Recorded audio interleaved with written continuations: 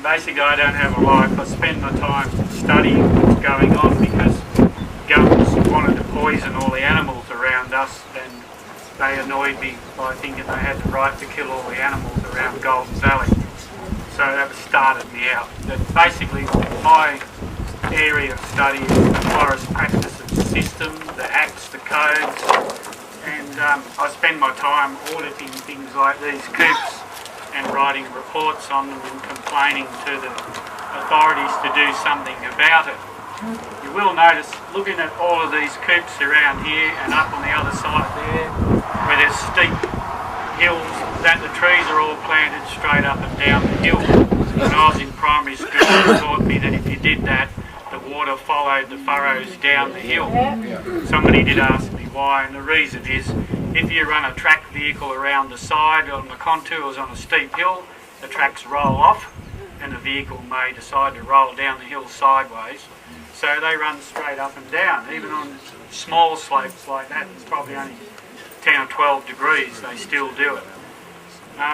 David was talking about catchments like around Golden Valley and further west like to Mole Creek.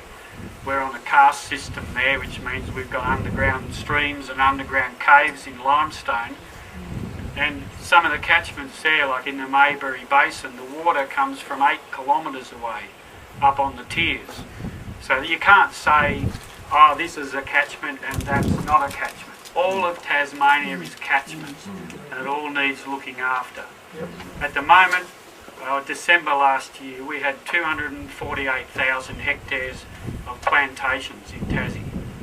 And if we use David's figure at the low end of 2 megalitres a hectare per year, that's 508 gigalitres of water coming out of our catchments in the plantations. The pulp mill's going to use 26. So what they're stealing in these plantations out of catchments is, the pulp mill's going to use nothing compared to that.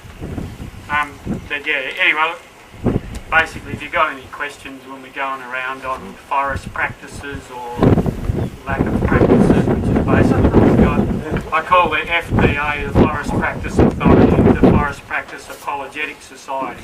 And that's basically what they do. They'll try and fob you off. My last complaint to them about bad roading in the Gold Ranges has taken them nearly a year to think about responding to me.